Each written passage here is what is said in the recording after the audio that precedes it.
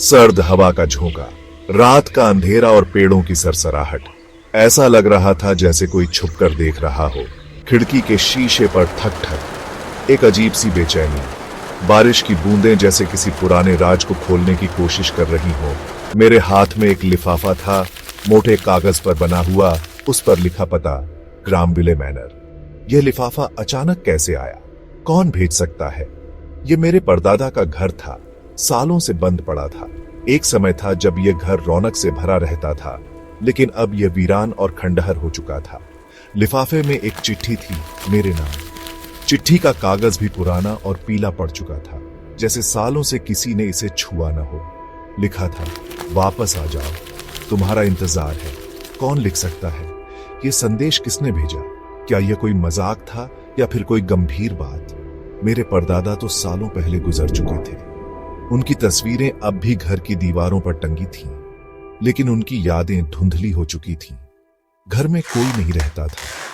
हर कोना धूल और मकड़ी के जालों से भरा हुआ था। ऐसा लग रहा था जैसे समय ने इस घर को भुला दिया है। फिर भी कुछ अजीब सी शक्ति मुझे उस वीरान घर की ओर खींच रही थी, जैसे कोई अदृश्य ताकत मुझे वहां जाने के लिए मजबूर कर रही हो। ये एक निमंत्रण नहीं, एक चुनौती थी जिसे मैं अनसुना नहीं कर सका। मेरे मन में कई सवाल थे, लेकिन जवाब पाने के लिए मुझे वहां जाना ही था। यह यात्रा आसान नहीं होने वाली थी, लेकिन मैं तैयार था। ग्रामविले मैनर के विशाल द्वार पर पहुंचा तो शाम ढल चुकी थी। लोहे के गेट जंग खा चुके थे। अंदर हवेली एक भयानक परछाई सी लग रही थी। जैसे ही मैंने दरवाजे पर दस्तक दी, हवा में एक अजीब सी सन्नाटा छा गया। कोई जवाब नहीं आया। मैंने फिर दस्तक दी, इस बार जोर से। अचानक दरवाजा अपने आप खुल गया। अंदर काला अंधेरा था, हवा में धूल और सड़ांध की गंध। अंदर कदम रखते ही एक ठंडी हवा का झोंका मुझे कंपा गया। हवेली की खामोशी में एक अजीब सी आवाज गूंज रही थी, जैसे कोई फुसफुसा रहा हो। दीवारों पर लगी पुरानी तस्वीरें मुझे घूर रही थीं, जैसे मेरी हर हरकत पर नजर रख रही हो। जैसे जैसे मैं अंदर बढ़ता गया, फुसफुसाहट तेज होती गई। ऐसा लग रहा था मानो खुद दीवारें मुझसे कुछ कहना चाहती हैं, कोई राज बताना चाहती हैं। हवेली के मुख्य हॉल में एक विशाल चित्र टंगा हुआ था, मेरे परदादा का। उनकी आंखें हमेशा की तरह तेज और चुभन भरी थीं। मैं कुछ देर तक चित्र को देखता रहा, फिर अचानक मेरी नजर उनकी आंखों पर पड़ी।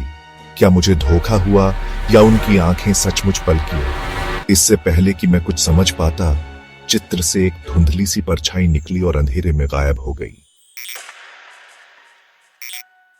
Section 5, midnight encounter. रात के सन्नाटे में मेरी नींद एक खिड़की के शीशे पर पत्थर गिरने की आवाज से टूटी। मैं उठा और खिड़की से बाहर देखा। नीचे बगीचे में एक सफेद साया दिखाई दिया। ये कौन हो सकता है और यहां क्या कर रहा है? मैं नीचे भागा, लेकिन साया गायब हो चुका था। सिर्फ हवा में एक ठंडी सांस का एहसास रह गया था। अगले दिन मैंने हवेली के पुस्तकालय में जाने का फैसला किया। यह पुस्तकालय वर्षों से बंद पड़ा था और इसके बारे में कई कहानियां सुनी थीं। धूल से सनी किताबों और पुरानी पांडुलिपियों के बीच मुझे एक छिपा हुआ तहखाना मिला। यह तहखाना एक पुराने कालीन के नीचे छिपा हुआ था, जिसे शायद ही किसी ने देखा हो। तहखाने में जाने वाला रास्ता एक भारी लकड़ी के दरवाजे से बंद था। दरवाजा बहुत पुराना और मजबूत था, जैसे कि इसे किसी ने जानबूझकर बंद किया हो। दरवाजे पर एक ताला लगा हुआ था, जिस पर एक अजीब सा निशान बना हुआ था। यह निशान बहुत ही रहस्यमय था और इसे देखकर मुझे एक अजीब सी अनुभूति हो रही थी।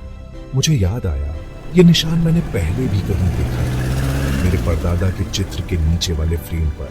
यह निशान हमारे परिवार के इतिहास से जुड़ा हुआ था और शायद इस ताले को खोलने की कुंजी भी इसी में छिपी थी। मैंने तुरंत अपने परिवार के पुराने रिकॉर्ड्स खंगालने शुरू कर दिए। मुझे यकीन था कि इस निशान और ताले के बारे में कुछ न कुछ जानकारी जरूर मिलेगी। कुछ देर की खोजबीन के बाद मुझे एक पुरानी चाबी मिली। जो शायद इस ताले को खोलने के लिए बनाई गई थी। मैंने चाबी को ताले में डाला और धीरे धीरे उसे घुमाया। ताला खुल गया और दरवाजा चरमराते हुए खुला। मेरे सामने एक अंधेरा और रहस्यमय तहखाना था जो शायद कई वर्षों से किसी ने नहीं देखा था। मैं धीरे धीरे तहखाने में उतरा और चारों ओर देखा। वहां कई पुराने और रहस्यमय वस्त्र थे। एक कोने में मुझे एक प्राचीन किताब मिली जो शायद इस रहस्य का खुलासा कर सकती थी। ताले को खोलते ही दरवाजा एकदम से खुल गया। अंदर एक संकरी और अंधेरी सीढ़ी नीचे की ओर जा रही थी। मैं सावधानी से नीचे उतरा।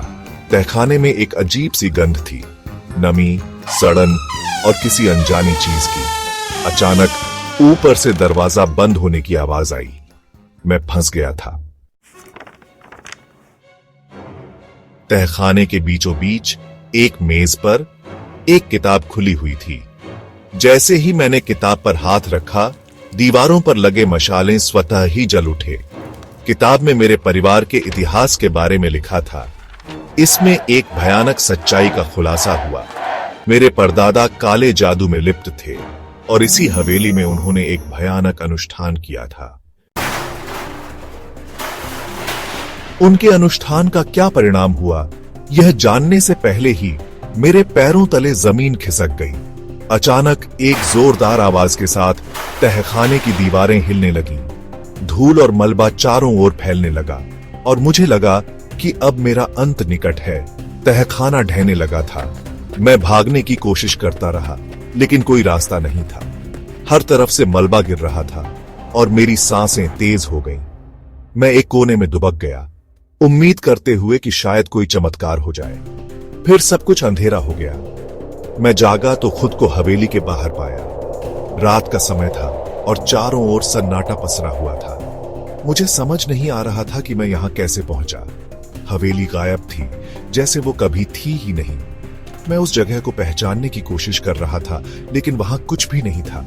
सिर्फ एक खाली मैदान और ठंडी हवा। सिर्फ धूल और खंडहर रह गए थे। मेरे सवालों का कोई जवाब नहीं था, सिर्फ एक खौफनाक खालीपन। मैं सोचने लगा कि क्या यह सब एक सपना था या फिर कोई भयानक सच्चाई। मेरे मन में अनगिनत सवाल थे, लेकिन कोई भी जवाब नहीं था। मैं वहां खड़ा रहा, उस खंडहर को देखता हुआ और सोचता रहा कि आगे क्या करना है।